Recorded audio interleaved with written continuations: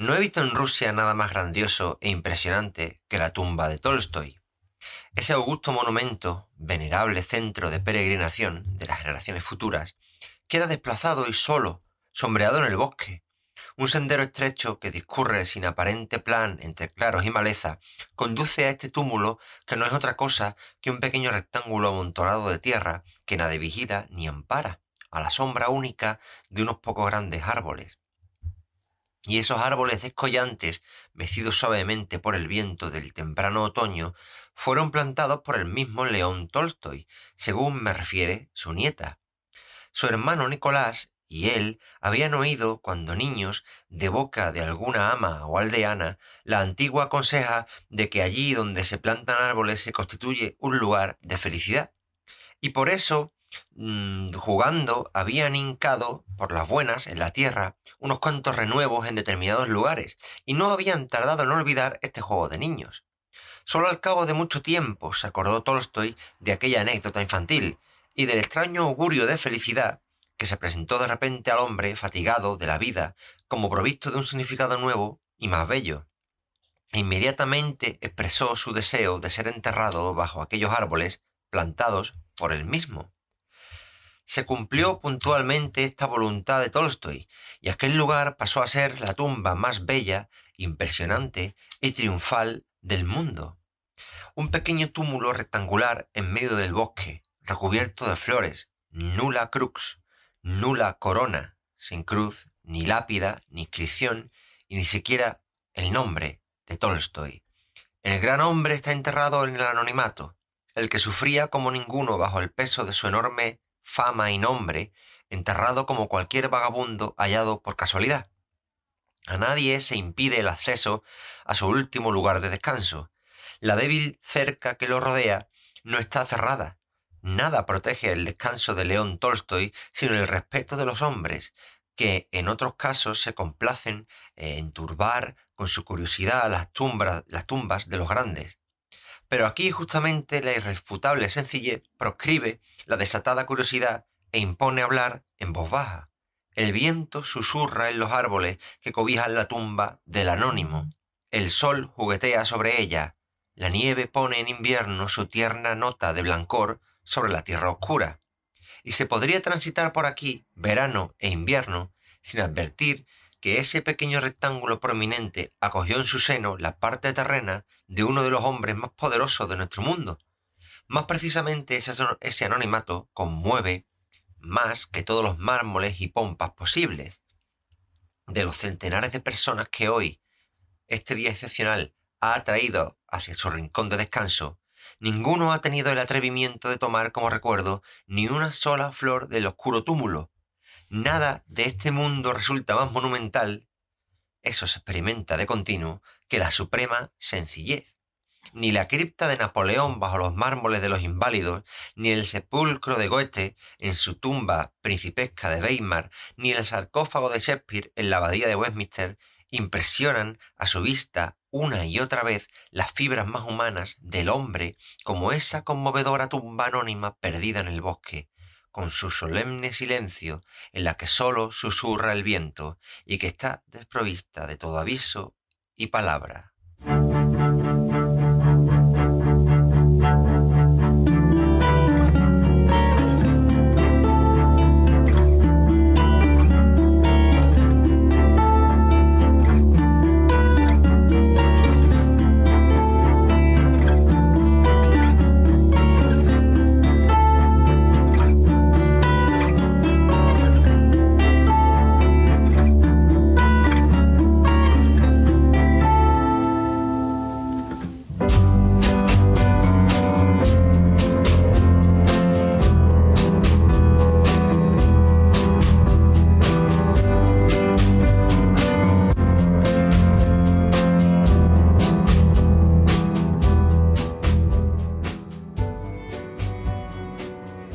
Buenas noches, señoras y señores, amigos numerosos, cada vez más, de estas noches áticas. Bienvenidas y bienvenidos y bienvenides y bienvenidos todos a, a otra noche ática más, en la que quizá se llevan a engaño con lo que acaban de escuchar, con la apertura, porque no vamos a volver a hablar de Rusia, ni tampoco vamos a hablar de grandes escritores, sino que vamos a hablar de un tema que a la persona que me acompaña siempre en estas noches áticas y a mí nos gusta mucho.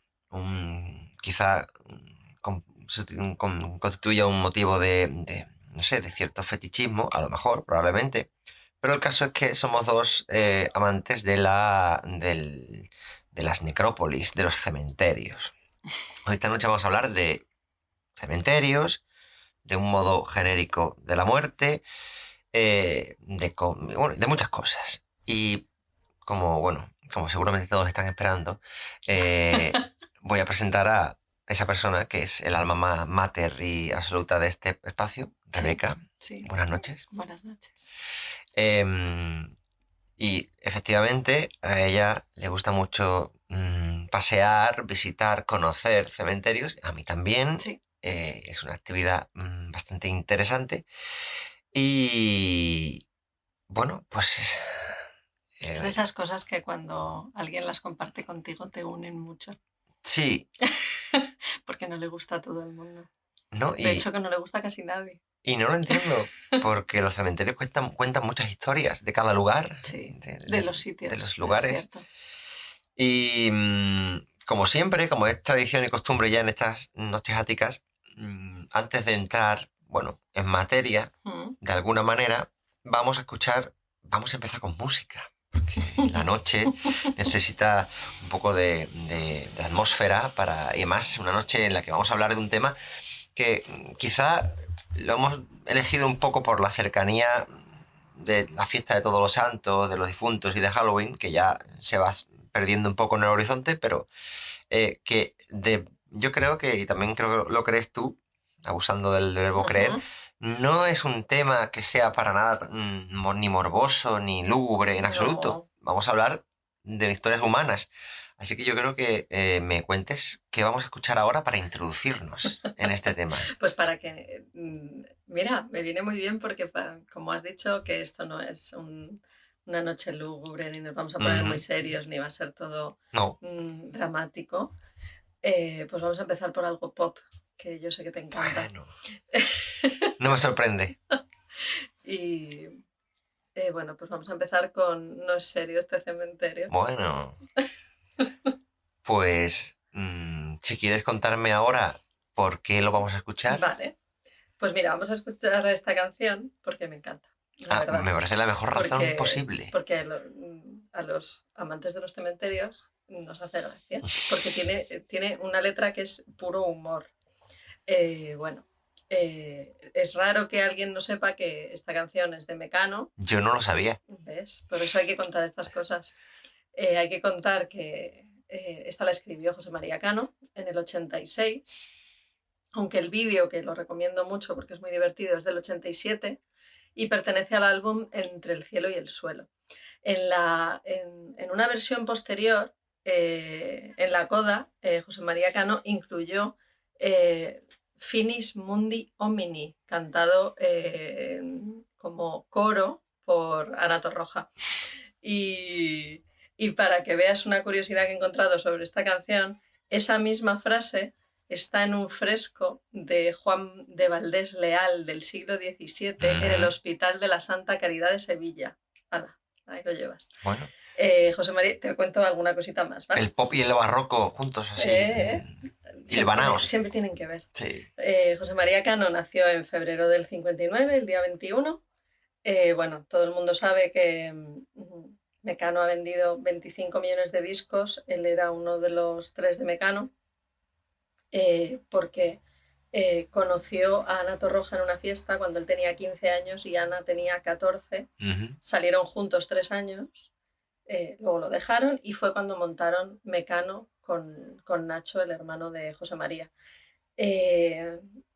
La vida de José María Cano es impresionante, sobre todo porque es un coleccionista de arte muy inteligente. Tiene obras de Basquiat, de Warhol, de Bacon, de Barceló. Tiene un palacio en Lisboa del siglo XVII San Vicente de Fora, que es donde pasa grandes temporadas, pero es que tiene otro palacio en Holland Park, en Londres. Como vendió 25 millones de discos con Mecano, pues puede hacer lo que quiera. Desde luego. Y, Invierte bien el dinero.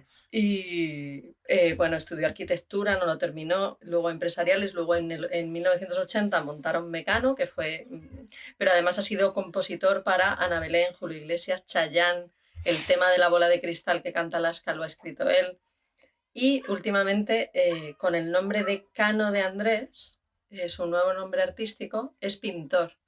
Y para que te hagas una idea, hay unos... hizo unos dibujos taurinos para San Isidro del año 2009. O sea, que se dedica a cualquier tema y aparte de... Es un hombre de grandes inquietudes. Escribir una ópera, o sea, cualquier cosa que le conmueva, es un humanista que lo lleva a cabo. Y bueno, pues vamos a oír esta canción que es muy divertida. Pues vamos allá.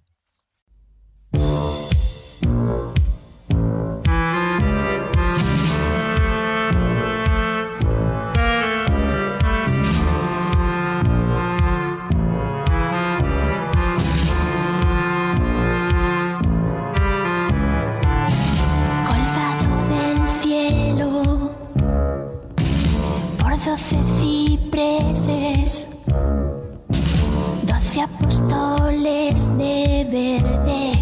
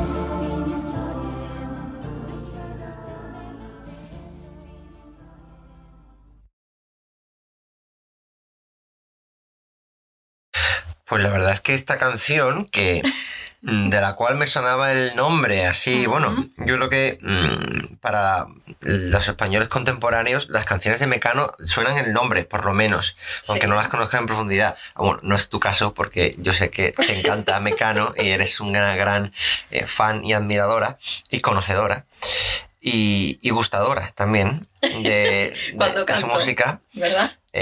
porque es una música que además te da pie a cantar. Pero yo creo que el éxito de Mecano es, bueno, aparte de ser muy generacional, es verdad.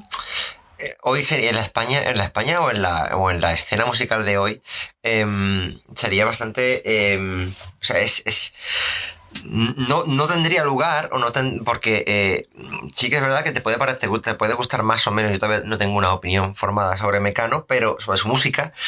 Pero sí que es verdad que denota una calidad literaria en la composición, una cierta que, bueno, en la planicie... había otro nivel, ¿no? Había nivel. Sí. Pero esta noche no hemos venido a hablar de Mecano. No. Fíjate que esta canción, te lo voy a decir antes, me ha recordado al tema de algunas obras curiosas o incluso grandes obras de la literatura mundial. Por ejemplo, o sea, el tema tan, yo creo que una fantasía tan recurrente de que en el cementerio de los muertos, realmente cuando se apagan las luces, llega la noche, los vivos se van. Se entretienen. Están ahí, es como una comunidad de vecinos. Es un tema que, bueno, Dostoyevsky ya lo utiliza para un cuento, por ejemplo. O también Juan Rulfo, pues escribe Pedro Páramo, un poco, de alguna manera, es un tema y más o menos de eso queríamos hablar esta noche, es decir, no de la muerte en sí, sino de los cementerios en tanto que lugares que proyectan el modo en que los vivos... ¿Te das cuenta que hay quien lo ha enfocado desde el punto de vista del humor y de eso, de una comunidad de vecinos y de más o menos pues gente igual que los vivos? Y luego está toda esa faceta del terror y... Sí, que es la más, yo creo... Hoy día la faceta o la perspectiva más popular, ¿no? Sí, más, sí, hombre. Quizá porque la cultura popular contemporánea ha empobrecido, ha reducido esa imagen de la muerte al terror barato, un poco al miedo. Es verdad. Perdona que te... No, pero no me cortas porque aquí no hay ningún corte, aquí no hay ningún... Yo intento un poco encauzar la cosa, pero vamos, que no va a llegar el fin de la cosa, como dijo un sabio. Entonces, por centrar un poco el tema, o sea, yo creo que todo el rito funerario en general es algo que es una de las cosas que nos hacen humanos. Sí. Cuando creo que fue Platón o Sócrates se hizo la pregunta de ¿qué es un ser humano? Pues yo creo que una de las cosas que habría que contestar es un ser humano es alguien que es capaz de enterrar a sus muertos y honrarlos, pero no para los muertos en sí mismo, porque al final todo el rito funerario, el sentido es para los que quedamos vivos. El muerto no necesita nada y es una de las características del ser humano, bueno, de los seres humanos. Pero en el siglo XXI, y esta es una conversación muy recurrente que tenemos tú y yo, es cierto. el siglo XXI está viviendo, o sea, en Occidente, está viviendo un fenómeno muy curioso, muy, yo creo, triste, pero que revela pues cambios sociales profundos. El rito funerario se está simplificando cuando no directamente soslayando de la vida de las personas. Que no es sencillo como la tumba de Tolstoy. No, en absoluto. Es simpleza. Es simple, claro. Porque la tumba de Tolstoy, el texto, que por cierto es un texto que no lo he mencionado antes, es un texto de Stefan Zweig. Para mí lo mejor que escribió Zweig, o por otro lado sobrevalorado, pero tampoco vamos a hablar de Zweig hoy. Yo creo que esto que dices, y lo hemos hablado muchísimas veces, y me gusta comentarlo, es otra prueba más de la infantilización de esta sociedad occidental. Absolutamente. En la que no se puede sufrir ningún tipo de frustración, perturbación de una felicidad irreal. Una felicidad Absurda. irreal porque es continua, es lineal. Es lineal, pero nunca es felicidad real. Claro, porque claro. Para que haya alegría tiene que Felicidad haber tristeza. aparente. Eso es. Y esa infantilización lleva bastantes años implantándose, creo que mucho más en las ciudades por la falta de costumbre. Pero todo llega, porque al final, Sí. iba a decir el campo, no, las áreas no urbanas, provincias, Sí. no son lugares puros y que permanecen vírgenes y no contaminados. No, que aunque a los madrileños os pueda parecer que no, pero sí, todo acaba. O sea, la provincia es un órgano receptor. Tarda, tiene, digamos, unos riñones y un hígado que filtra muy bien las cosas, pero al final todo acaba llegando. ¿Y qué ha llegado?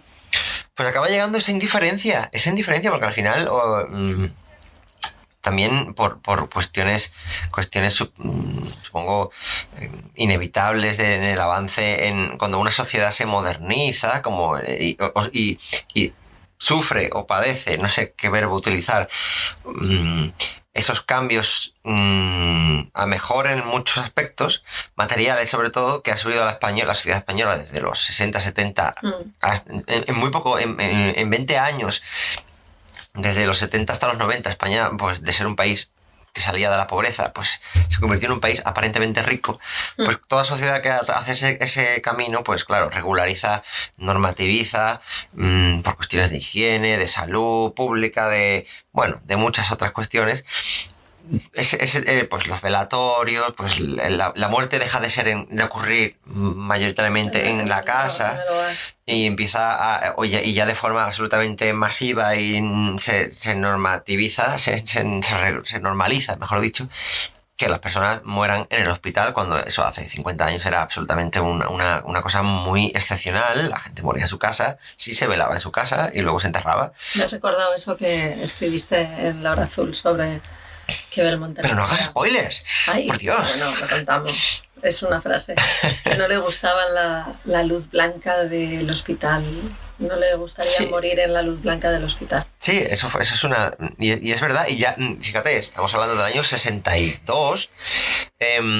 Todavía era excepcional que alguien muriera en el hospital. Tenía que ser, pues eso, al final de una enfermedad, después de alguna catástrofe. Yo creo que ahora es un privilegio morirte en tu casa. Sí. Es una suerte. Yo creo que, fíjate, es curioso, pero suele ser el último privilegio de personas desahuciadas clínicamente. Bueno. A personas a las que la mandan a morir a su casa porque, pues por la naturaleza de sus padecimientos, pues no tienen solución. Sí, es verdad. Es paradójico y casi cruel, pero bueno, es así. Y te decía que eso de velar, se ha dejado de velar en casa porque la ley dice que, hay que 24 horas y normalmente, además, la gente, a medida que ha ido creciendo sin vivir esa experiencia, porque los velatorios también eran una experiencia vital. Una experiencia vital y familiar, porque ocurría en el seno de tu familia y tú veías, entonces, cuando se crecía y se convertía en alguien... Mira, esto que dices, mi padre siempre cuenta una anécdota de que él y mi tío Luis y mi tía Olga eran muy pequeños, eran los tres casi de la misma edad, y se murió su abuelo, el padre de mi abuela, y como antes se le ponía a la gente ese pañuelo alrededor de la mandíbula para que no se desprendiera, pues ellos entraron y vieron a su abuelo con el pañuelo alrededor de la cabeza y les entró un ataque de risa, pero de jajay, que no podían parar, que ni siquiera les regañaron porque es que estaban como tirados en el suelo de risa los tres. Pero lo cuenta mucho eso. Me encanta esa anécdota porque eso también revela que unos niños contemplan la cara de la muerte. Pero ahí es porque yo te decía antes el tema de la infantilización. Siguiendo con una escena familiar, cuando murió mi abuelo Teófilo, a primos míos vamos, no es que no les llevaran, es que ni siquiera se lo contaron en unos días. Para que veas cómo ha cambiado en una sola generación, Exacto. cómo ha cambiado la percepción de lo que hay que hacer, por ejemplo, con los niños. Exacto. Entonces, de tu padre, al ser niño, familiarizarse con el hecho de que no solo una persona a la que conocían, a la que Claro. de repente está muerta, bueno, creo que es fundamental que las personas nos familiaricemos con algo que al final da sentido a la vida porque forma parte de la vida Sí. y al final es el final de toda vida. Entonces, bueno, pues ahora, claro, en una generación, yo hacía la mención de España se ha hecho un país aparentemente rico y en ese tránsito pues hemos perdido muchas cosas y nos hemos vuelto idiotas en otras tantas. Y una de ellas es esa, se esconde la muerte. Se esconde, no se puede hablar, porque, claro, como se esconde todo lo feo, todo lo que queda viejo, todo lo que queda roto, en mal estado, todo lo que no se puede estar enfermo, ni viejo, ni triste, ni melancólico, no triste. Claro, todo lo que no quede bien en una foto para subir a una red social, pues hay que esconderlo. Y claro, lo peor, o sea, de todas las cosas que pueden estar mal, la muerte es la mayor, es el símbolo pues se esconde todo. Y por eso llegamos a un concepto que hoy es parte de la vida misma en España o en Occidente, que a ti te encanta, que es el concepto tanatorio. O sea que el tanatorio es uno de tus lugares favoritos en la vida. Es maravilloso, sobre todo los tanatorios de ciudad. El tanatorio de la M40, mira que justo hoy, se han equivocado ahí con 2 señoras y las han confundido. Madre mía. Y se han dado cuenta... Se les han dado a la familia... Eso es. Y se han dado cuenta los familiares cuando ya llevaban... Iba a decir, cuando ya llevaban, no, porque como el máximo son 24 horas, pues a lo mejor llevaban 6 horas. Y bueno, pues son sitios acristalados y marmolizados. Fríos. Son no lugares. Donde no hay nada. Toda la decoración es estándar. Bueno, parece el vestíbulo o la sala de espera de un hospital, o sea, o de un hotel. Pues tú imagínate si esas pelis que hemos visto como Ghost o como otras en las que el fantasma ve a los demás y ve el sitio donde está, tú imagínate morirte y aparecer allí en aquella sala de espera. Bueno, pues te dan ganas de seguir muerto, yo creo, porque claro... No, son sitios terribles y lo peor es que es verdad que en los pueblos se ha profesionalizado de la misma manera, o sea, son sitios muy parecidos siempre. Neutros. Sí, pero es de una neutralidad que irrita. A mí perturbadora. Siempre que voy a un tanatorio me siento irritada porque no hay nada personal y no hay nada más horrible que morirse y que no te conozcan. Entonces, eso le pasa a todo el mundo, o sea, no todo el mundo te conoce. Pero claro, estar en un sitio impersonal absolutamente, que no es tu casa. Claro, porque antes, es verdad, como hemos empezado hablando del tema, diciendo que el rito funerario, todo lo que compende las exequias, el funeral, todo, forma parte de algo que es necesario para los que quedamos vivos. Y por tanto es un acto social. Acto social. Pero claro, que cambia mucho que ese acto social tenga lugar en el hogar a que tenga lugar en esos lugares, como tú dices, neutros, esos lugares asépticos, que podrían ser cualquier otra cosa en lugar de un tanatorio. Claro, entonces ese tipo de sitios... Desplaza el hecho. Y unido a eso, o por esa falta de personalización, o esa falta de querer que esté pasando lo que está pasando, pues te encuentras a hijas de una señora que acaba de morir que van de cualquier manera y... O que se van a dormir a su casa porque están cansados. Espera, ahora vamos con eso, pero vamos con la moda. Me parece importante. Se muere tu madre y vienes con un jersey con pelotillas y unas zapatillas y unos vaqueros. Bueno, yo he visto se muere tu abuelo y vas en chanclas. Porque me he ido a la playa. Bueno, es que morirse en verano es una incomodidad. Sí, pero yo casi siempre he tenido esa mala suerte de que haya muertes cercanas en verano. ¿Sabes por qué es tan impresionante la muerte de Chanquete ahora que has sacado el tema? Vaya quiebro, vaya quiebro. No, pero ¿sabes por qué es tan impresionante? ¿Por qué? Porque pasa en verano y en la playa. Y es el peor sitio para morirse, piénsalo. Porque cuando tú estás en la playa Hombre, y en verano... el peor puede ser Villaverde o Vallecas, ¿no? Quizás. No, pero digo conceptualmente, Sí. pues... Sí, porque la playa del verano es el Claro. apogeo de la vida, de la Pide alegría. perdón a los de Villaverde y a los de Vallecas. Vale. Pido perdón de corazón porque además tengo hondos lazos sobre todo con Vallecas. Pero, claro, el verano es el apogeo o simbólico de la vida, de la juventud, de la alegría, del Claro, estar... están unos niños en la playa de y estar va chill. su colega y se Claro, muere. Pues es claro. terrible. Hombre, Pero, es muy descortés morir. pero creo que esa también es una muestra de lo que hablábamos antes. O sea, el perder la etiqueta y todo son cuestiones sociales. Entonces, perder la etiqueta de cómo tienes que ir vestido no significa que todo el mundo tenga que ir de negro, de traje riguroso, pero hombre, un poquito, ¿no? Un poquito de claro, uniformidad. Pero claro, sí. Por respeto. Se comienza... todas estas cosas que estamos hablando que ahora relacionadas con la muerte en Occidente hoy son inconcebibles para muchas otras culturas que materialmente están, bueno, pueden estar muy atrasadas con respecto a nosotros, pero que conservan todavía un apego real al sentido genuino de las cosas y de la vida. Y hay culturas en las que la ancianidad y la muerte son cosas sagradas porque forman parte de eso, del tronco. De la comunidad. Del sentido de la comunidad.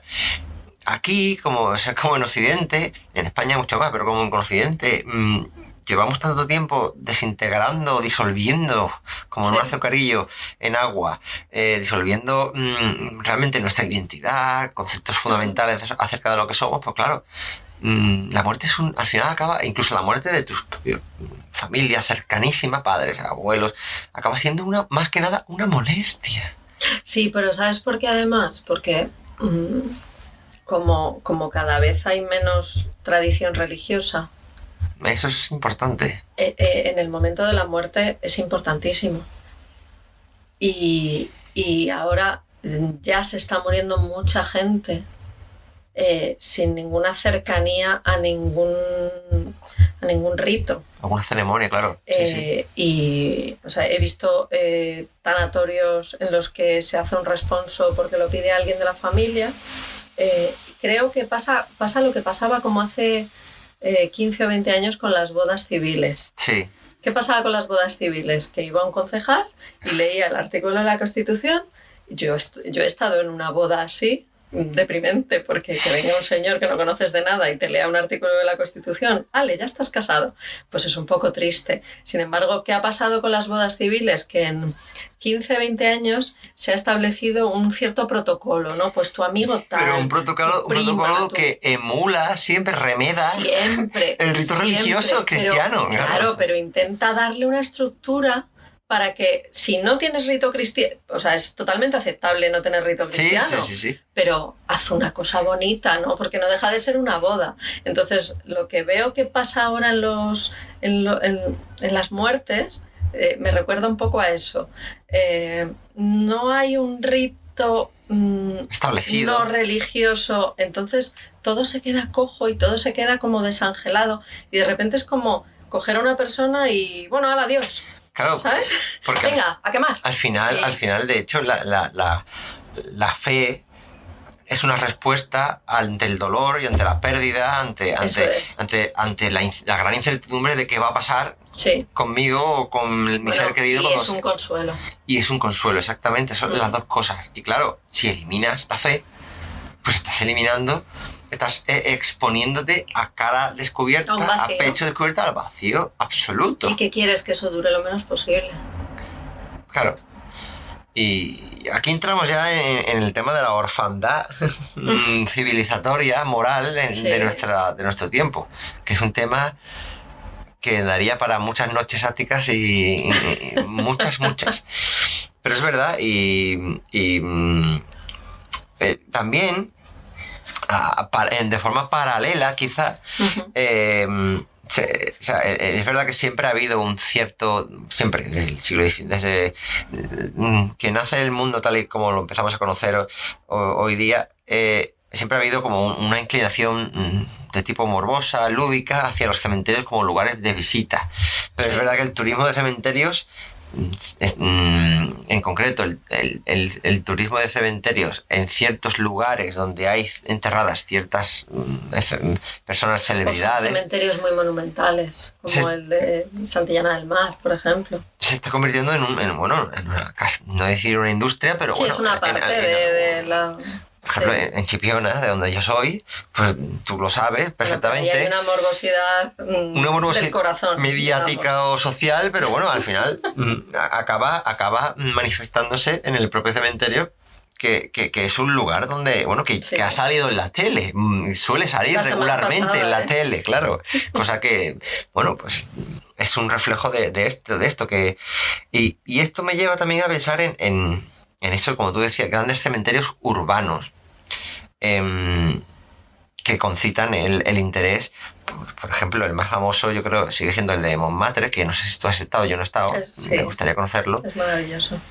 Y... Todos los cementerios de París son maravillosos para pasear. Sí, cementerios como lugares... Eso creo que en España quizá... no sé, dependiendo, hay lugares y lugares. Porque a lo mejor no son tan céntricos, quizá. Sí, no están concebidos de forma general como lugares para eso, para pasear. Sí, pero ¿sabes cuál es ahora la variante perversa del cementerio para pasear? ¿Cuál? Es directamente un parque. Un parque, pero un parque impersonal, parque claro, por supuesto. Memoria. Un parque que no tenga nada especial. Y ahí donde se echan cenizas es un columbario. Columbario, sí. Pues hay un columbario general, o sea, como una fosa común de cenizas.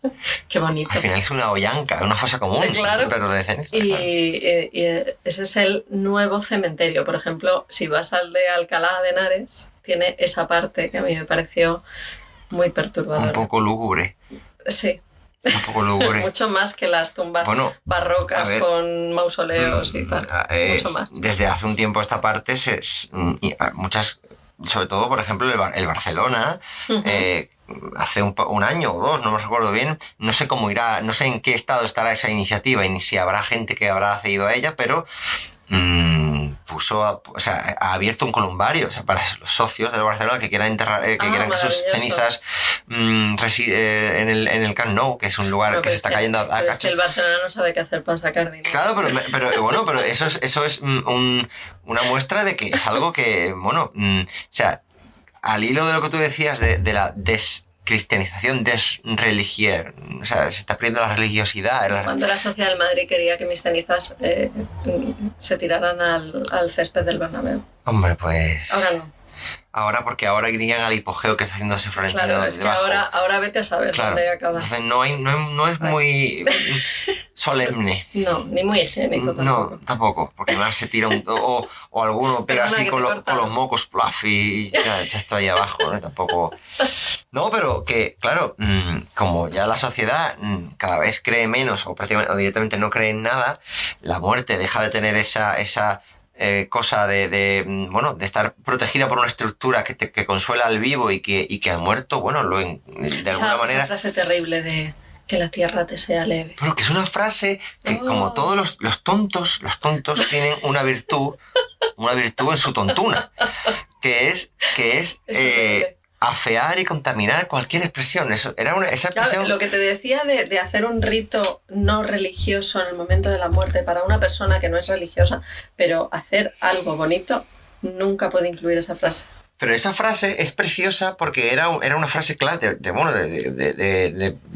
tenía su vinculación, su raíz en la literatura clásica, pero claro, ahora solo la dicen los subnormales. Es una frase de Ismael Serrano. Entonces, pues no. Pues no, pero claro, como ya la muerte no significa nada, de hecho es un inconveniente, además es precipitarte al abismo sin que importe porque te da igual, entonces ya te puedes entrar en cualquier lado, o sea, ya corporaciones privadas pues ofrecen cementerios donde enterrarte, pues... ¿Sabes qué es lo más moderno? No morirse. No, con tus cenizas hacen un diamante. Ah, precioso. Y entonces tu hija o a quien sea que tú se lo hayas, lo lleva colgado. Te lleva colgado. Eso es muy bonito. Muy bonito. Eso es muy, muy, muy bonito. Una amiga mía tenía una novia de su hermano, tenía las cenizas de su madre en la habitación. Eso es incluso más bonito todavía. No, estamos ya al final pasa con las sociedades que se van secularizando de una forma tan bestial. Pasa que alcanzan, curiosamente, tocan a los extremos antiguos, claro, de cuando estaban muy... de cuando, por ejemplo, en la Europa medieval se puso tan de moda las reliquias, el tema de las reliquias. Entonces, al final se tocan por los extremos, ¿no? Me parece realmente tétrico. Pero ahora vamos a hablar un poco del reflejo de la muerte como rito en la cultura. ¿A ti te gusta hacer turismo de cementerios? A mí me encanta.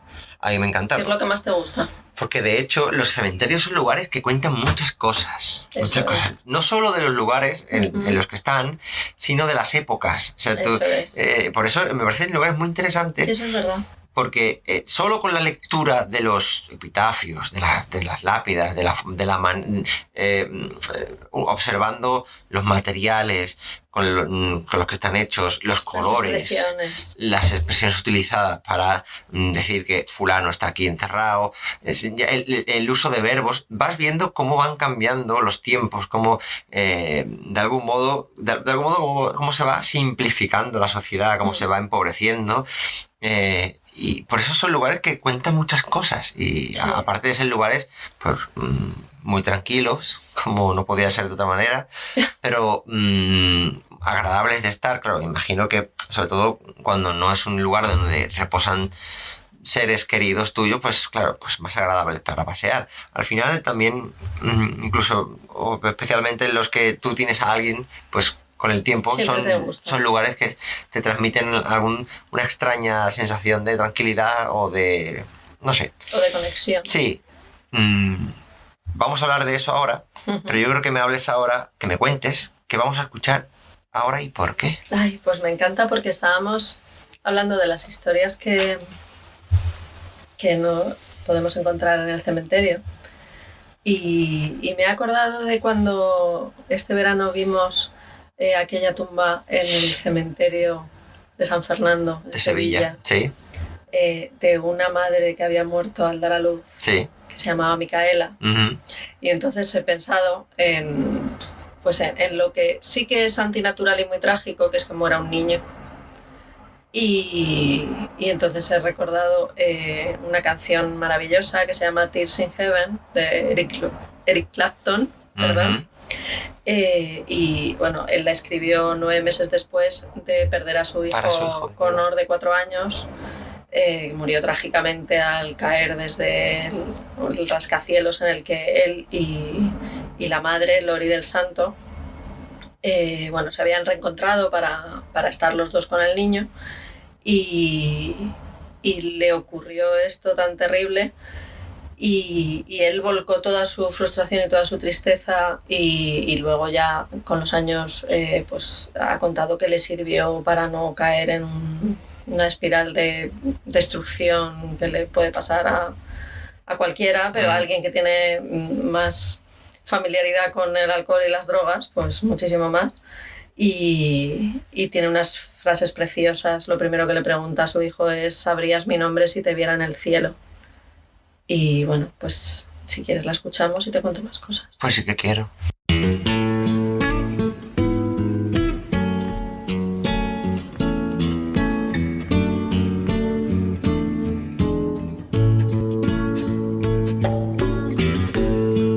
And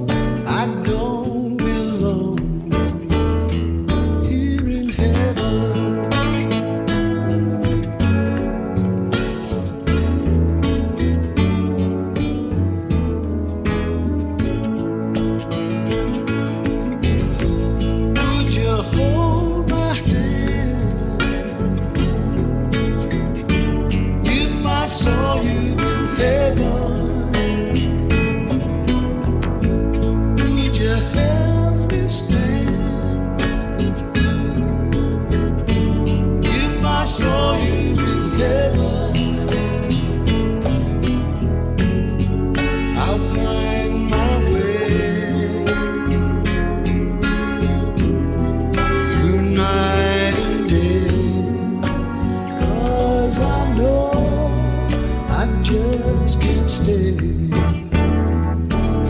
in heaven.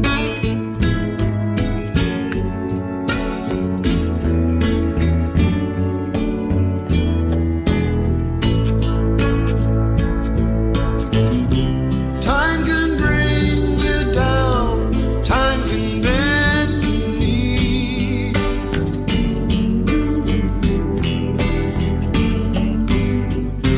Time can break your heart, have you begging please, begging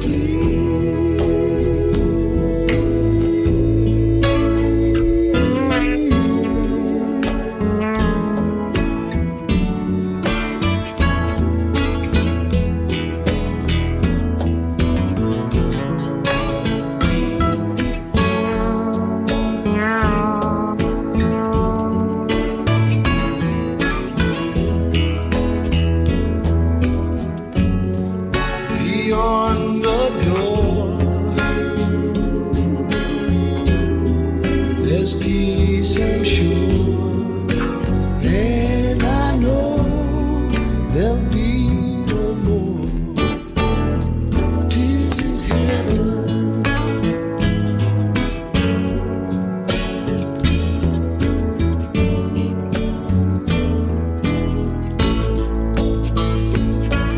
Would you know my name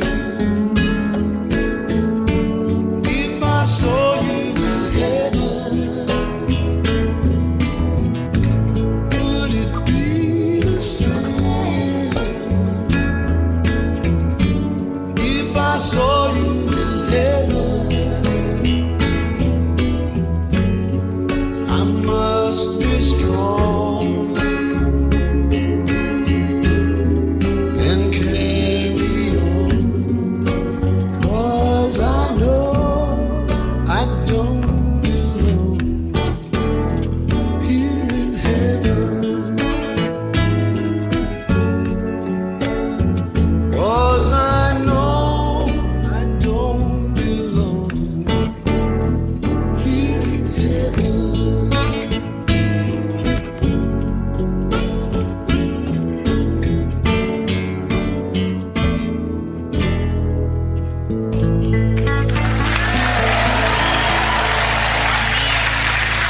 Thank you.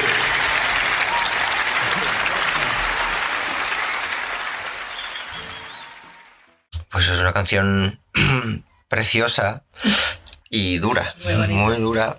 Se pueden notar, como he leído hoy, las lágrimas en los acordes. ¿A que sí? Sí, sí, porque además no está cantando, está musitando. Sí, está rezando, Sí, sin darse cuenta.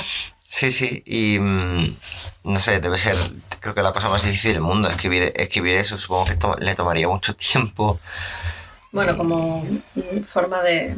Terapia, sí, un proceso, ¿no? de duelo. Pues esta canción fue banda sonora de la película Rush. Y porque Eric Clapton, bueno, aparte de, innumerables grupos que, bueno, no los he anotado todos porque me he vuelto loca anotando todos los grupos en los que trabajó, empezando por The Roosters, The Yardbirds, John Mayall and the Blues Breakers, Cream, Blind Fight. Luego empezó su carrera en solitario y es de Ripley, Surrey, Inglaterra. Su padre fue un piloto canadiense de la Segunda Guerra Mundial que recayó en Inglaterra y por eso conoció a su madre. Ujú. Luego le pasaron cosas terribles a esa familia porque lo criaron los abuelos y bueno, tuvo una infancia un poco dura. Pues como te decía, Eric Clapton ha hecho canciones para bandas sonoras de casi 30 películas. Te voy a decir las que más me han llamado la atención a mí porque me gustan, que no tienen por qué ser las mejores, pero bueno, tiene canciones en El color del dinero, ¿te suena? No, Con Newman. no lo he visto. Pero bueno, No lo he visto. eso no puede ser. No, la verdad que no. Regreso al futuro. tampoco. Los amigos de Peter. ¿Te suena? Ah, esa sí. Esa me gustó mucho. Patch, No siendo yo muy fan de las Lo comedias sé, lo sé. británicas. Patch Adams, que es una peli muy tierna. Escuela de Rock, que te horrorizaría. Te la pondré para que digas a Dani Martín. No, gracias. Me la doblando a doy por alguien. vista. Y al estilo de Eric Clapton, blues rock, tiene influencias de Bob Dylan, de George Harrison, de B.B. King, pero a su estilo le llaman woman tone. Y como última curiosidad te voy a contar que fue oficial del Imperio Británico, pero ya ascendido a comandante. Sir Eric Clapton. Eso es. Pues me has recordado Mm,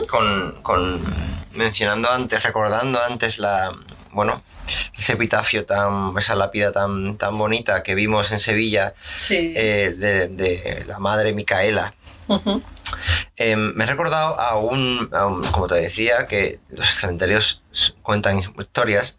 Yo conozco, de alguna manera, porque me he paseado bastante acompañando a mi madre, sobre todo a mi familia, a los días previos a difuntos, a Todos los Santos, a arreglar lápidas, que suele ser una labor muy femenina en Sí. España, por lo menos lo que yo conozco. Mayoritariamente suele ser el ocuparse del adecentamiento y del cuidado Bueno, hay de... excepciones, ¿eh? Hay excepciones. A mi padre le gusta mucho. Como en todo, claro, pues en la vida hay excepciones, pero suele ser mayoritariamente una labor femenina. Pues paseando por el cementerio de Chivina, que es bastante pequeñito, y anoté una vez una de las lápidas epitafios más bonitos Ujú. que he visto en mi vida. Se lo dedica el marido, del cual pues no desconozco su nombre, a su mujer muerta, dando a luz a su hijo, que vivió en el año 24 de marzo del año 1934. El marido, pues me imagino, roto absolutamente de dolor, le dedica unas palabras a su mujer, a Josefa Castro, que muere con 24 años en marzo del año 34. Y le dedica en unas letras de molde clásicas muy elegantes, como te decía, de cómo van cambiando Sí. las épocas. Se puede ver el cambio, la transición en las lápidas. Pero sin embargo, pues de esta mujer va a perdurar siempre un rastro de amor inefable, como lo decía Lorca, porque es que realmente en este caso no es inefable, porque sí que se puede decir, lo expresa con estas letras. La lápida pone: yo no quisiera vivir vivo por tu hijo inocente y me quisiera morir solo por volver a verte, y firmado tu esposo. Y esta es una de tantas historias que se pueden encontrar en Chipivera y en cualquier cementerio del mundo, historias que permanecen en la mayoría en el anonimato, y al final pues también en los cementerios a mí me produce mucha melancolía ir a las partes donde están las tumbas más antiguas. Sí. Porque están comidas ya de óxido, No tienen flores. algunas ilegibles, no tienen flores, desgastadas. Curiosamente, las más antiguas se suelen conservar mejor porque estaban grabadas, las no eran molduras. Entonces, de alguna manera, pero llenas de grama o de hojarasca que crece. Y claro, ese es el paso hacia el olvido definitivo. Sí. Porque, claro, de alguna gente pues ni siquiera quedarán descendientes directos. Y no hace falta que no queden descendientes directos para que las personas, su recuerdo terrenal desaparezca en el olvido. Por desgracia, eso es algo que suele ocurrir con bastante frecuencia. Y bastante conectado a lo que hablábamos antes. Si te acuerdas de Coco, como decía Héctor, era cuando ya no te recordaba nadie. Cuando empezaban a desaparecer definitivamente todos los... Desaparecías por completo. Me gusta que hayas hablado de Coco porque quería un poco en esta parte de nuestra charla hablar de el reflejo de la muerte como rito en la cultura, popular, también en la alta cultura que hemos conocido de nuestro tiempo, más o menos contemporánea. Tú me has hablado de Coco. Coco es una película extraordinaria, creo que es lo mejor que ha hecho Disney desde hace mucho tiempo. Es maravillosa. una película que es imposible ver con los ojos secos. Y además yo la he visto 3 veces y las 3 veces te hinchas a llorar. Sí. O sea, nunca disminuye el sentimiento porque Y revives tu vida. al no final. es una película para niños. No.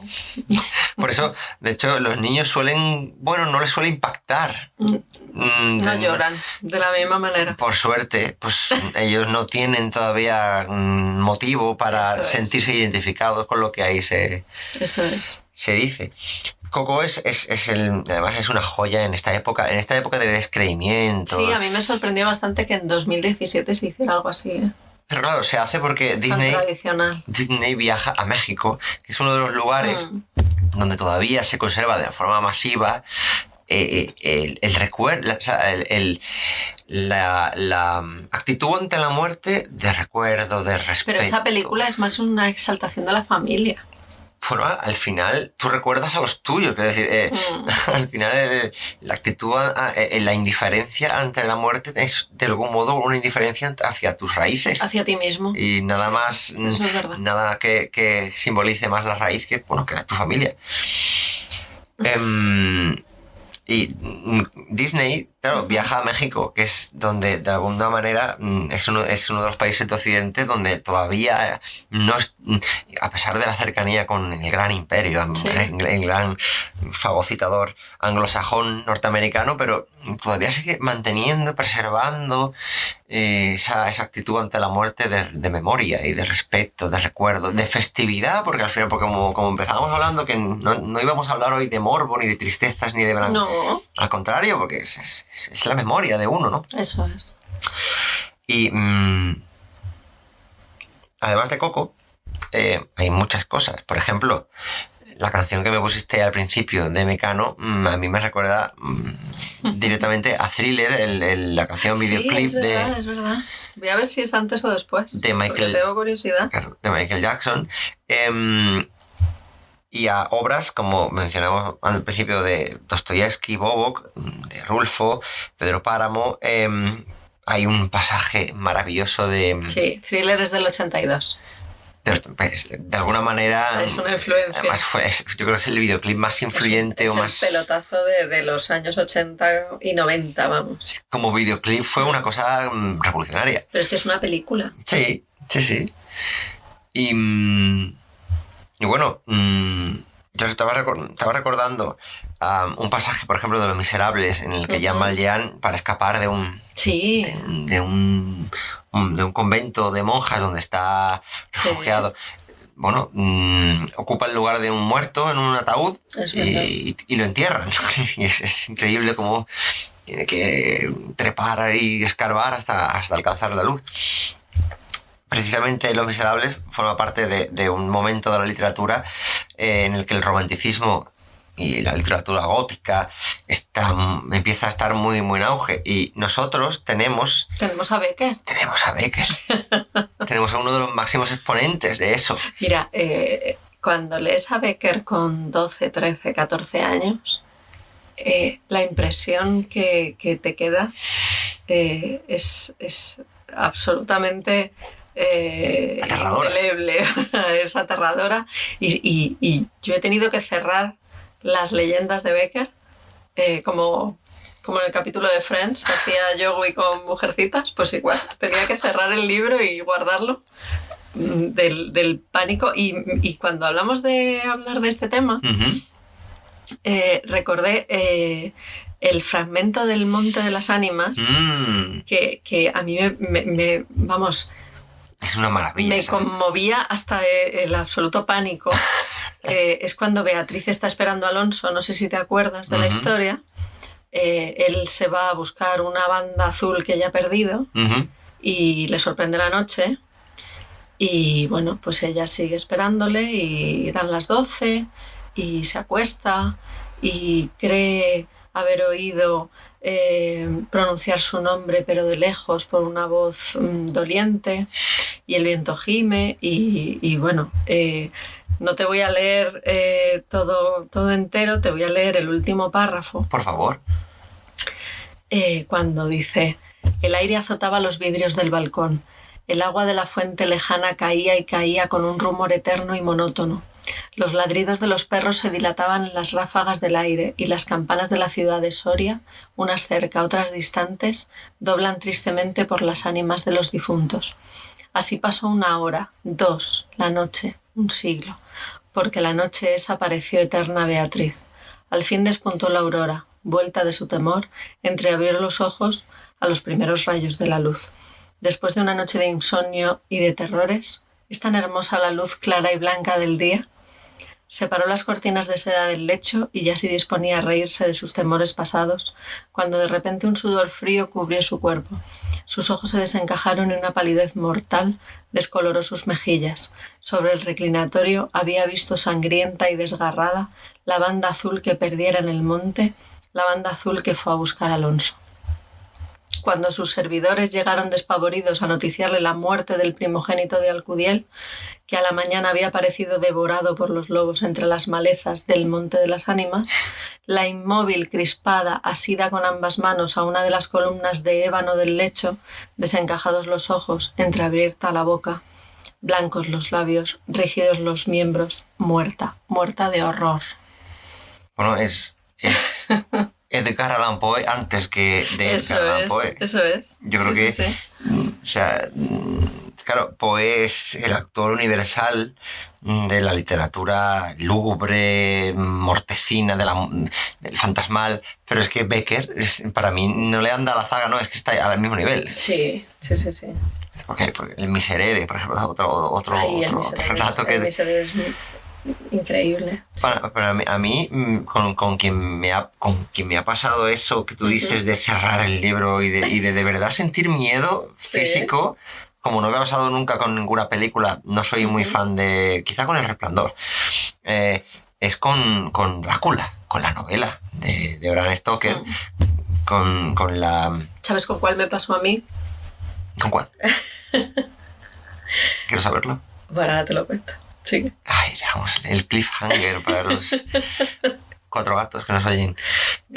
Pero en el siglo XIX, bueno, pues Becker, Stoker, Poe, se desarrolla una literatura maravillosa en torno al cementerio. El romanticismo. En torno al cementerio como lugar donde todavía los muertos no están del todo muertos, donde es como un lugar entre la vida y la muerte, un limbo, más bien un purgatorio que propiamente es un cementerio. Pero yo creo que toda esa literatura que rescata la muerte como tema y la interacción de la muerte con los vivos, normalmente para aterrarlos o para leccionarlos acerca de sus vidas, es un renacimiento de algo muy antiguo, porque en la literatura griega clásica pues está Homero, por ejemplo, está lleno de referencias al Averno, al Hades, mejor dicho, al inframundo. Bueno, los grandes héroes, Odiseo va a ver a su padre, hay visitas al Hades continuamente, es como coger el metro y hacia el Hades. Una de las grandes piezas de la literatura, no sé cómo llamarla, histórica, política de la antigüedad clásica, es el discurso fúnebre de Pericles en el cerámico de Atenas. Siempre ha estado ahí, siempre ha estado ahí, pero hay momentos en la historia en la que de algún modo volvemos a mirar y volvemos a crear historias, no solo con la muerte, sino con los muertos, que es diferente, porque yo creo que la muerte como tema ha estado siempre en todas las épocas. Pero a crear historias, a crear ficción a partir de la muerte y de los muertos, pues hay épocas mejores y peores. Ahora, en los días que vivimos hoy, pues hay un subgénero, el cine de terror, que lo que hace es trillar los mismos esquemas. Sí, pero no trata el miedo... O sea, juega más bien con la parte... morbosa y visceral, ¿sabes? Y la violencia. Sí. Juega con la violencia. Eso también es una característica de nuestra época. Sí, porque en esto que te acabo de leer de Becker no hay... O sea, tú te has enterado de que el novio de Beatriz ha muerto devorado por los lobos, pero al final... Sí. Pero el miedo te lo hace sentir antes sin saber por qué. Un desasosiego. Eso es, porque el viento hace ruidos. Eso es. el conseguir que sientas desasosiego porque el viento ulula. Claro. Más que miedo, siempre toda esa literatura lo que te mete en el cuerpo es eso, desasosiego, Una congoja. sensación de no estar a gusto. Sí, exacto, que creo que es mucho más difícil de Que conseguir. no es algo que se sienta en un cementerio. No, es verdad. No es así. Es verdad. Bueno, como en tantas otras cosas, esa época, el romanticismo crea clichés y Sí, crea imágenes eso es preconcebidas, verdad. lugares comunes que poco tienen que ver realmente con la realidad de las cosas. Tengo una anécdota muy buena. Por favor. Es una tontería, No. pero tengo que contártelo. No me acuerdo. No me acuerdo de quién fue el entierro. En el cementerio de Sigüenza. Estábamos en la puerta. Ujú. Y mi abuelo también era muy fan de los cementerios. Y entonces estaba saliendo la familia de aquello y mi abuelo estira los brazos y coge aire del pinar y se llena los pulmones y casi grita: «Esto es la paz». Y mi tío José, que estaba al lado suyo, le dice: «Pues quédatelo para ti, adiós». Y se fue corriendo. Yo también tengo una anécdota muy parecida, no voy a dar nombres, pero sí que en cierto momento, pues bastante luctuoso, en un tanatorio, no era un cementerio, No, pero esa cuéntala, que es muy buena. pero en un por favor. tanatorio, pues un amigo mío, estábamos todos pues abatidos ahí, bueno, porque era un momento Duro. duro. Sí. Y el tipo, pues, era verano, hacía un día de calor terrible, era verdaderamente un horno, y además era por la tarde, hacía un calor tremendo. Y un amigo mío, genio y figura, que lo será hasta la sepultura, Hasta que sea papa. hasta que sea papa, creo que estamos dando muchos datos, el tipo, pues allí, también, igual, tomó aire y con una cara de evidente satisfacción dijo: «Aquí se está en la gloria». Aquí se está en la gloria, es que es maravilloso. Es maravilloso. Y nos hizo reír a todos, y eso también es importante en esos momentos porque yo creo que antes, supongo, vamos, nunca he vivido un velatorio al estilo tradicional y dudo que ocurra, No, pero ya no creo que lo vivamos. siempre, claro, se hace largos. Estas cosas se hacen largas porque el dolor y... Sí. Pero en un tanatorio creo que se hace aún más, porque además las horas dejan de tener un... Sí, bueno, como- pero no te preocupes porque todo el mundo echa la llave y se va a Sí, a casa. sí, eso es cierto. Y te es dejan cierto. allí. Y bueno, pues más que a la tristeza, al cansancio, al shock que se puede vivir por la muerte de alguien cercano, también se une ya el cansancio. Pero bueno, yo quería hablar de algo, pero se me ha escapado por completo porque me has contado esto que Ay, me ha te hecho he pensar en la desasado otra yo, cosa y perdón. ya pues creo que vamos a escuchar la última canción. Y así lo recuerdas. Y vamos y después de la canción te voy a preguntar algunas cosas para Vale. cerrar. ¿Cuál es tu cementerio o tus cementerios más favoritos que tú conozcas personalmente, donde más te haya gustado pasear o te guste volver? Y también a qué tumba o qué lugar, a qué enterramiento, a qué ceremonia te había gustado asistir, ir, conocer, estar allí en el momento en el que ocurrió. Piénsalo, pero quiero antes que me digas la canción. ¿Pero te cuento la canción o te la cuento después? Cuéntamela ahora. Vale. Pues mira, vamos a escuchar una canción maravillosa que escribieron Ariel Ramírez y Félix Luna. Y tú dirás, bueno, ¿y esto? Bueno, pues son dos compositores argentinos. Esta letra es un homenaje a una poetisa que te sonará que se llamaba Alfonsina Storni. Sí. Bueno, pues Alfonsina Storni, que tiene unos poemas que a mí me encantan y que son muy evocadores, pero tiene también poemas como el epitafio para mi tumba, por ejemplo. Pues se suicidó en 1938 arrojándose al Mar del Plata. Saltó al agua desde una escollera.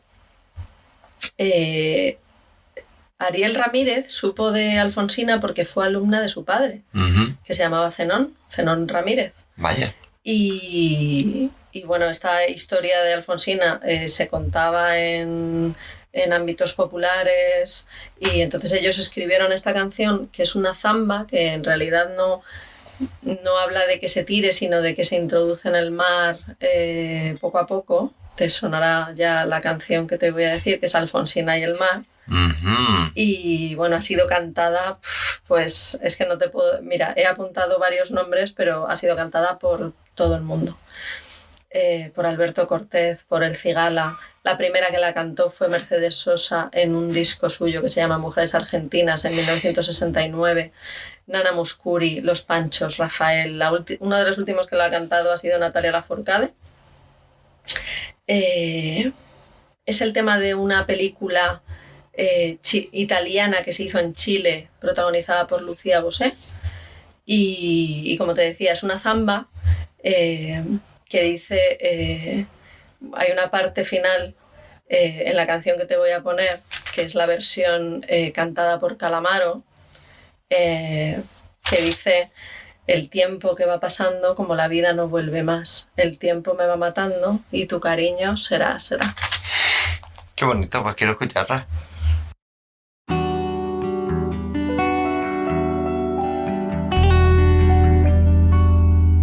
Por la blanda arena que lame el mar, tu pequeña huella no vuelve más.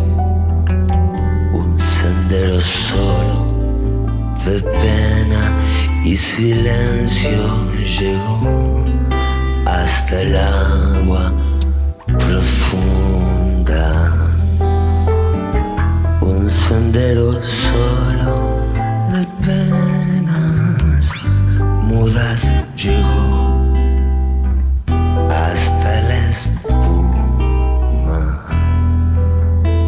Sabes, Dios, qué angustia te acompañó, qué dolores viejos cayó tu voz para recostarte arrullada en el canto de las caracolas marinas. La canción que canta en el fondo oscuro del mar, la caracola. Te vas, Alfonsina, con tu soledad. ¿Qué poemas nuevos fuiste a buscar? Una voz antigua de viento y de sal te requiebra el pecho y te está llamando, y te vas hacia allá como en sueños dormida Alfonsina vestida de mar. 5 sirenitas te llevarán por caminos de algas y de coral, y fosforescentes caballos marinos harán una ronda a tu lado, y los habitantes del agua van a jugar pronto a tu lado. Bájame la lámpara un poco más, déjame que duerma nodriza en paz. Y si llama él, no le digas que estoy, dile que Alfonsina no vuelve. Si llama a él, no le digas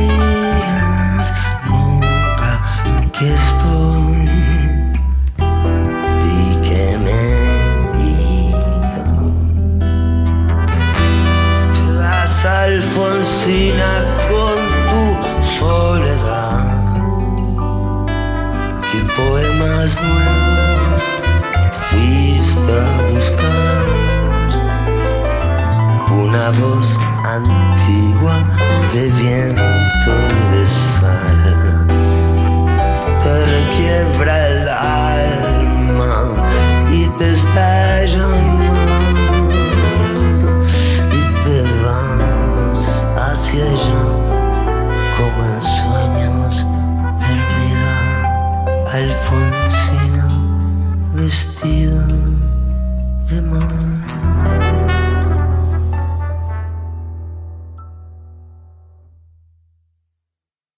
Pues, bueno, tengo que confesarte que en mi ignorancia basta con V, también con B, se puede aplicar.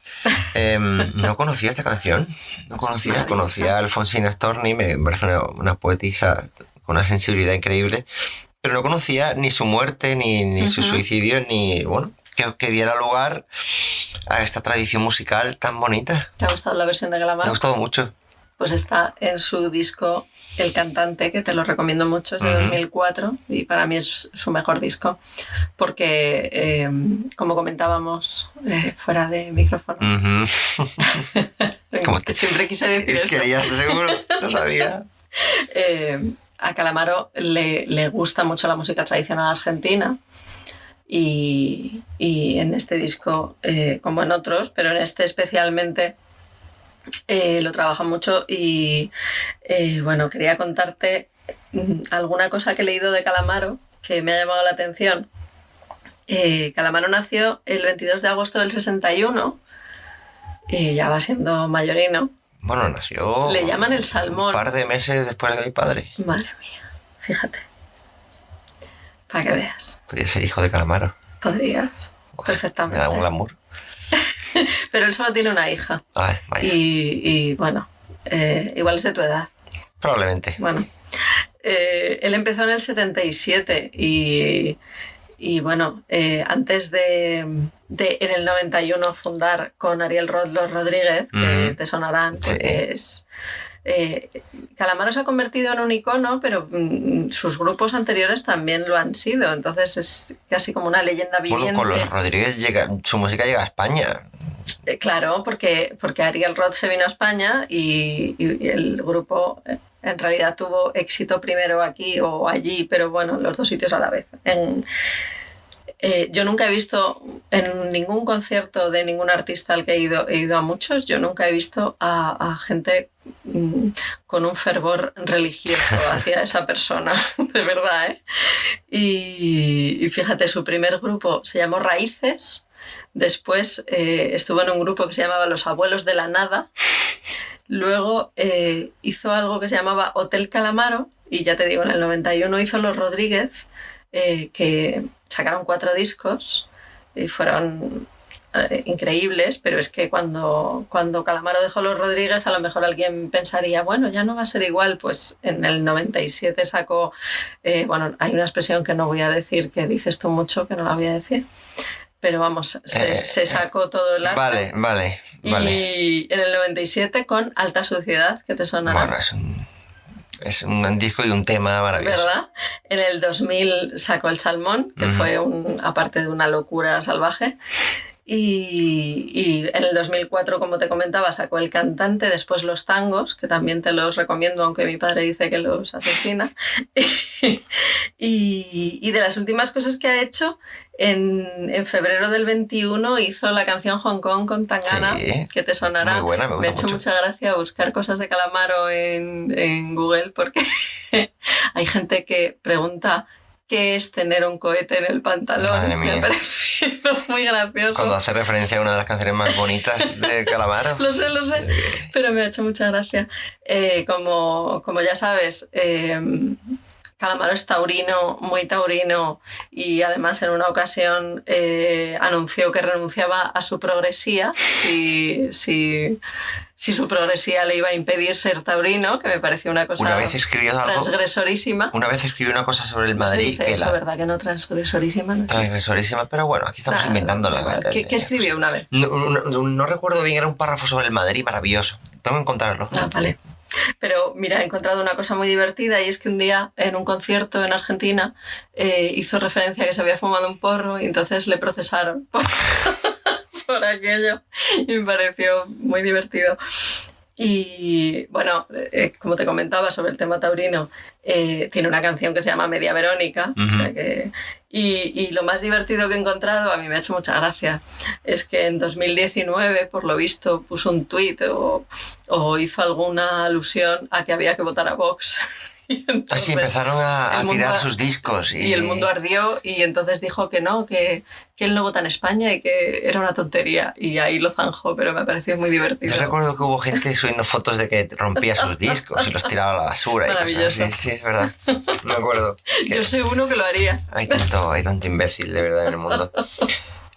Pues es preciosa esta canción, como prácticamente todas las de Calamaro, que es un tío muy genial y como todo genio, pues prueba cosas y a veces hace cosas, Eso es. bueno, Eso es. que no entendemos, pero tienen su lógica en la propia genialidad. Como te dije antes, Ujú. para cerrar este tema al que nos hemos acercado, porque es un tema amplísimo y Sí, bueno, sí que lo como es. vasto. Ahora estoy con la palabra, que no, cuando doy con algo no se me quita. Pero te hice unas preguntas y no sé si has pensado en ellas, Un poco. si has reflexionado, pero eran, ¿cuál es tu cementerio o tus cementerios favoritos por la razón que sea, familiar, sentimental, porque fuiste una vez y te encantó, por lo que sea? No voy a ser muy original. Bueno, hombre, tienes que ser como tienes que ser y punto. Y la segunda pregunta Ujú. era, bueno, pues a qué enterramiento, a quién, qué tumba o qué lugar, o bueno, te amplio la pregunta, qué tumba que se pueda visitar hoy día en el mundo, pero que no Ujú. conoces, pues te daría curiosidad conocer. Bueno. La parte menos original, pero no por ello peor, ni... yo tengo fascinación auténtica por el cementerio de Sigüenza. Ujú.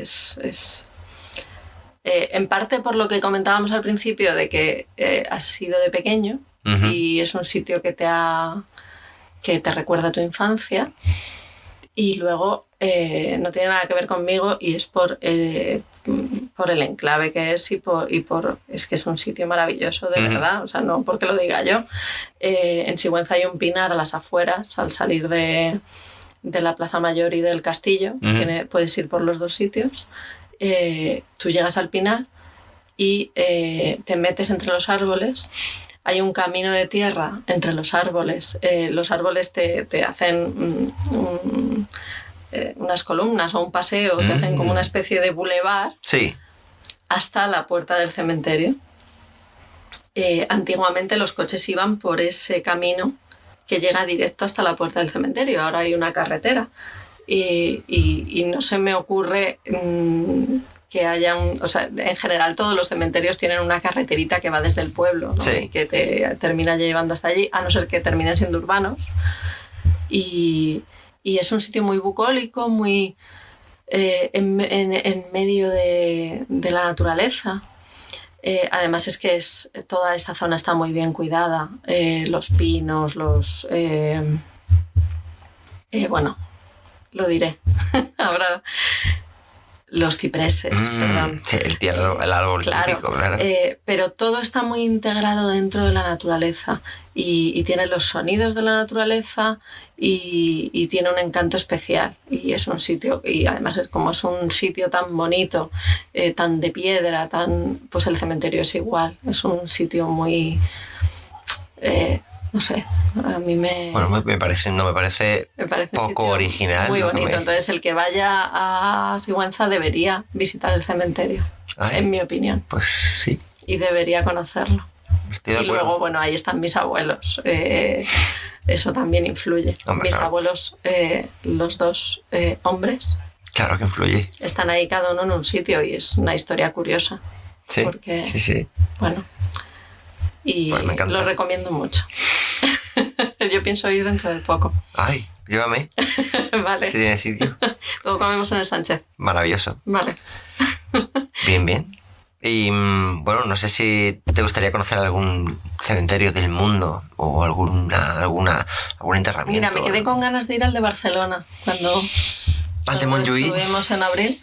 Y a mí me gusta ir a los cementerios igual que a los mercados. ¿Conoces el lugar? Eso es.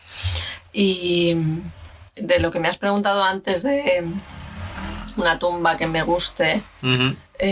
me gusta mucho la tumba de Lola Flores, que está en la Almudena. Y me da mucha pena no haber ido a su capilla ardiente, Mm. porque tuve la oportunidad, yo tenía 16 o 17 años. Y sentí que luego por esas tonterías de no, ay, ¿qué me van a decir? Sí. O, La ¿sabes? edad. o no me va a acompañar ninguna amiga, esas tonterías.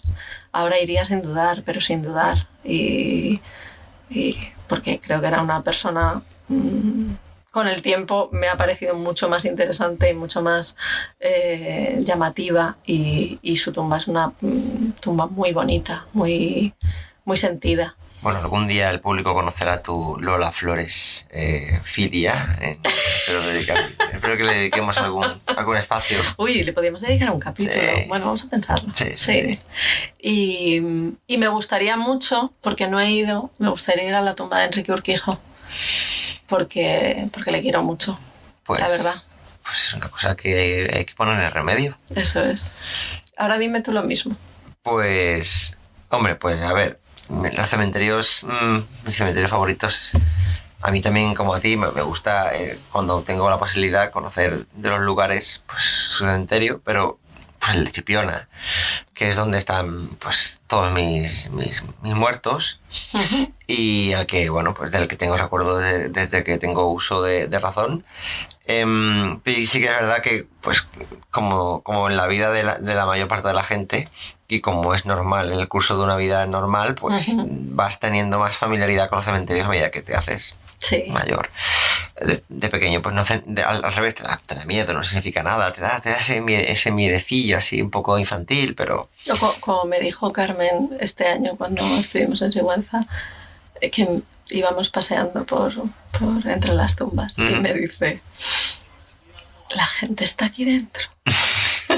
claro, te parece inconcebible, claro, porque para que en esa edad la muerte para ti es que no entiendes, no es algo que no tiene sentido. No lo entiendes.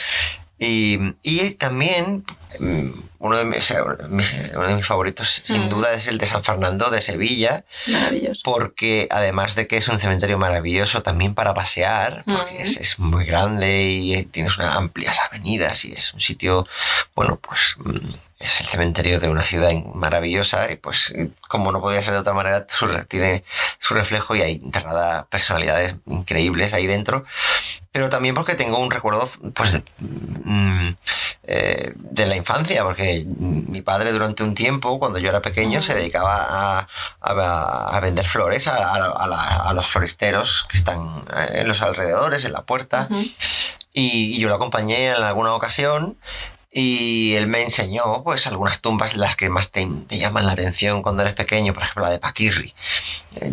Guardo esa memoria de pequeño de que me impactó mucho. Luego la he vuelto a ver ya de mayor y ya no te impacta tanto porque Pero es impresionante esa tumba. es impresionante, pero la cuestión del tamaño. No, claro. Cuando eres pequeño Te parecería es un un gigante, gigante. un coloso. Y bueno, es impresionante, pero ya de otra manera. La de Joselito es una cosa que te impacta de pequeño y te impacta de Es tu mayor. favorita. Sí, como un monumento funerario. Es que Eso es un monumento. es... mm, Bueno, ahí Mariano Benlliure, pues yo creo que dio lo mejor de sí mismo como Sí. escultor y reflejó la emoción, reflejó el desgarro. dolor, el desgarro. Reflejó ese sentido popular que tenía su figura. Y esos son mis... Ahí está Juan Belmonte también, y que su tumba también es en otro sentido No, diferente pero- al de Joselito, pero también es bastante impactante. Y bueno, Ahora te voy a preguntar yo 2 cosas. Muy bien, por favor. Ya que estamos con este tema, quiero saber por qué en muchas cosas que tú escribes siempre te fijas en los últimos momentos de las personas, Ujú. en el momento antes de su muerte, como en La Hora Azul, por ejemplo, pero tú has escrito cuentos en los que hablas de los últimos momentos de vida de un soldado o, bueno, y cómo te gustaría que fuera tu funeral, tu muerte, Madre tu mía. velatorio, eso. Jo. Pues a ver, la primera, pues no sé, es una inclinación que me sale, no sé, de forma natural. Ujú. Pues seguramente porque, pues hombre, pues como a todo el mundo, yo creo, pues me causa pues una mezcla de miedo y obsesión, pues el Sí. momento de la muerte. Yo creo que de alguna manera tenemos que ir preparándonos toda nuestra vida para ese Sí, momento. pero no puedes dejar de pensar en ello. Te Hombre, a ver, produce no es que miedo, esté todo el obsesión. mundo... No, me refiero a no a que estés obsesionado, me refiero a que aunque sea algo que te da un poco de miedo, no puedes evitar pensarlo. Sí, no puedes, claro, no sé.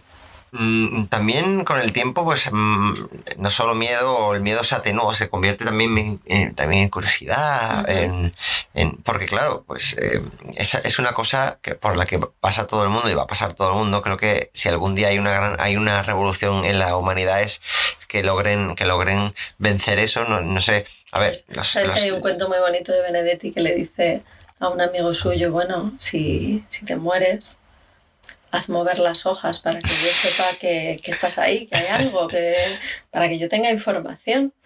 Y entonces el amigo muere y él va por la calle y de repente ve mover las hojas como no se deben de mover y se asusta. no me hables. Algo así. Pues, y no sé, pues de alguna manera, cuando me he puesto a pensar en historias de ficción, a crear, pues, sí, claro, pues reflejas eso, ¿no? Un poco, ¿no? Ujú. Porque al final la literatura, cuando escribes, intentas pensar. De hecho, a mí me sirve escribir para pensar mejor, para articular pensamientos, para aclararme ideas, pero también pues te sirve para acercarte a cosas que desconoces, claro, aproximándote a ellas, pero desde una forma como te imaginas que le ocurre a alguien que no existe, porque es un personaje que tú te inventas, pues de algún modo, a través de esa forma indirecta, pues quizás logras acceder a campos de la experiencia que pues directamente pues están vedadas para ti. No sé, quizá forme parte todo de una especulación absurda de alguien, pero bueno, no sé, pues sí, pues me interesa ese tema. Me interesa ese tema y cómo me gustaría que fuera. Pues mira, enganchando con el principio que leí de Zweig sobre Tolstoy, pues también este hombre que escribió Los Miserables, Víctor Hugo, en el final de Los Miserables, Jean Valjean, Sí. que es el protagonista de Los Miserables, por encima de todo, su tumba es un poco parecida a la de Tolstoy, porque yace en un nicho, en un lugar apartado, en un cementerio de París, sin nombre. No sé si hay alguna flor, pero no hay nada. O sea, no hay nada que lo identifique, no hay nada que... Pues quizá a lo mejor esa sería la mejor manera de reposar en algún lado, debajo de un árbol. Debajo de una higuera. En la ladera de un monte más alto que el horizonte. Sí, para dar a amarillo a la genista, ¿no? Bueno. ¿Y la previa? Y la previa, pues tiene que ser algo, pues mira, que me llevaran a la playa, que hicieran un túmulo y que en lo alto de un túmulo de leña y de madera, pues me cubrieran con un lino blanco y me cubrieran los ojos con monedas, como enterraban a los héroes de Homero. Y luego bailaran a mi alrededor, ¿vale? Y prendieran mi gran túmulo y se desatara una orgía desenfrenada Vamos. de alcohol y lujuria hasta el amanecer. Oye, me encanta. Sí. No quiero estar allí. Eso sería el colofón ideal. Colofón. Sí, sería extraordinario. Yo pensando, me va a decir que quiere música o que quiere que la gente beba y coma, ¿no? Tiene que ser algo arcaico, o sea, en el sentido griego de la palabra, arcaico. Como el final del perfume. Homérico y de la como, Ilíada. como aquella escena de agua, como agua para chocolate, un poco así. Sí, O exactamente. sea, desatados. Que prenda el fuego el mundo. Bien. Exactamente. Luego con mis cenizas, pues alguien las meta en un tarro y las lleve a una higuera y la entierre debajo. No querías en el Partenón. Ah, es verdad, sí, tienes razón, me lo acabas de recordar. Pues un trozo, o sea, pues que se metan un Kleenex, un puñadito Madre y me mía. lleve. Seguro que eso ya está prohibidísimo. Bueno, hombre, pero en un paquete de Kleenex nadie lo va a ver. ¿Sabes? No pasa con todos los controles, no pasa nada. Además, puedes hacer siempre que se te cae el pañuelo. Ay, perdón, Sí. se me ha caído el pañuelo. No lo mismo que tirar un bote así, que claro, pues causa... A mí una vez casi me echan del Partenón porque me cogí un par de chinos y me... Un par de chinitas. Sí. Cuéntame lo de tu madre en el teatro de Mérida. No, por Dios, no lo puedo contar. Porque Sí, a ver si cuéntalo, le van a cuéntalo. vedar la entrada, ¿sabes? No, no creo. Pues yo le dije que me trajera una piedrecilla, de algo de gravilla que del suelo o algo, Y te hombre. vino como Margarita 6 Me dedos. vino allí con un ladrillo. La pobre, que... Y claro, pues, es que en mi casa hay un gran apego por las antigüedades. Sí que Y, lo hay, sí. Bueno, pues Bueno, yo creo que me gustaría que, fíjate, no sé, que este programa, por Dios, este lugar, se nos este han quedado espacio, muchas esta noche cosas por ática. contar, ¿eh? Pero, Pero bueno. en esta época en la que bueno, pues si como decíamos antes, los cementerios Ujú. son expresiones de una sociedad, de una ciudad, de un pueblo, de un país, Sí, la manera en que están dispuestos, organizados, distribuidos, decorados, son expresiones de una sociedad y son expresiones de un tiempo. Pues yo creo que también que todas esas historias que ahora ya no se quedan sin contar porque los enterramientos son simples, vacíos de contenido, tristes, sí. pues también de alguna manera eso también habla de la sociedad actual en la que vivimos y en la que esto se produce. Bueno, y todos nos desentendemos de lo que pasa porque es como si no fuera con nosotros, pero todos podemos hacer las cosas de la forma en la que nos gusta. Sí, porque nosotros ni nos vamos a morir nunca, ni vamos a ser viejos, ni nunca vamos a necesitar nunca nada de todo esto. Pero Eso es. vivimos en esa creencia, Ujú. todos, Sí. porque no tenemos tiempo, porque estamos en otras cosas, estamos pensando en otras cosas, claro, ¿verdad? Y un día pues nos vamos a ver también en esto, Eso es. como es el curso natural de las cosas. Y lo que no quieres hacer, pues hay que intentar no hacerlo. O sea, me gustaría que, bueno, pues lo que hemos dicho hoy aquí, que es poquito y picoteado de muchas cosas, pero que sirva, pues yo qué sé, para de alguna manera recordar todas esas historias que están en los cementerios ahí cogiendo polvo cada vez más, olvidándose, pero que son historias que están ahí y Que la gente visite los cementerios. y que las... Por ejemplo, Alaska en su Instagram cuelga muchas fotos de lápidas porque le gustan, de mausoleos y... A mí me gustaría conocer el cementerio de Nápoles, por Gomorra. Ah, Sí. Es un lugar también curioso. Y que la gente lea las lápidas, que se pare a mirarlas, sobre todo las más antiguas, y a leer los nombres. a leer los nombres y bueno, en algunas pues es... Y a mirar las fotos, Sí. que en algunos hay fotos. Sí. Y que también se fijen, en algunos hay escudos de los equipos de fútbol de las personas que hay exvotos, Sí, porque hay uno juguetitos, puede hay... dejarlo todo menos el equipo de fútbol. Hombre, eso, pues no, la verdad. Hay juguetitos, hay muñecos, hay cosas que no tienen, que solo tienen sentido para las personas que están ahí y para su familia. Pero son curiosas, son Ujú. cosas curiosas Eso de la es. experiencia humana en la Tierra.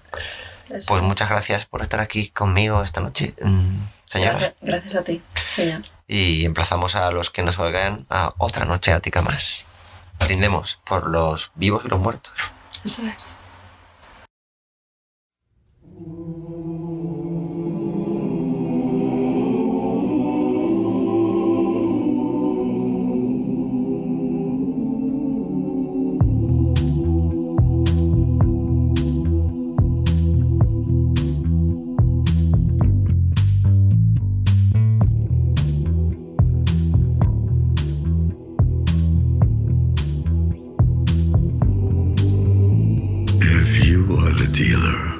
I'm out of the game. If you are the healer, means I'm broken and lame. If thine is the glory, then mine must be the shame. You want it darker, we kill the flame.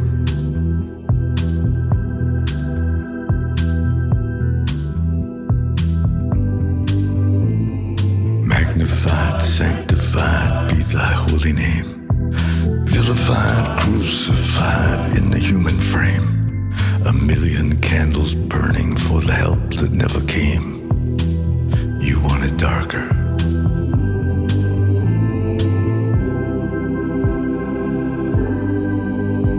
Hey, nay, nay, nay, nay. I'm ready, my lord.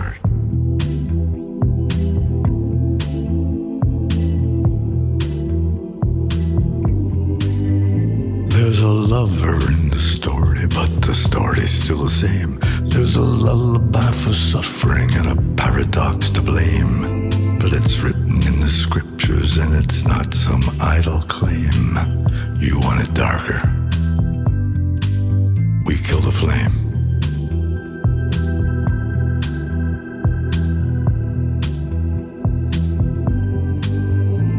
They're lining up the prisoners and the guards are taking aim.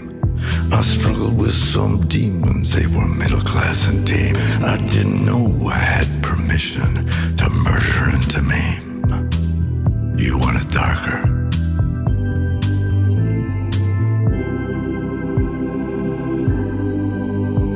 hey, nay, nay, nay, nay. I'm ready, my lord.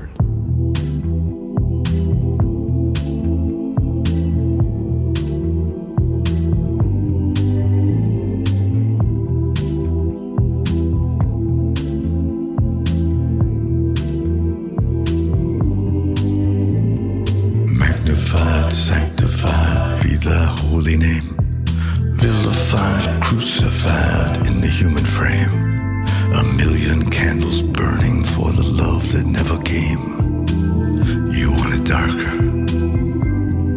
we kill the flame.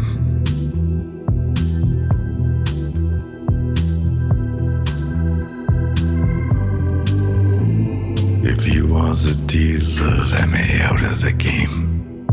If you are the healer, I'm broken and lame.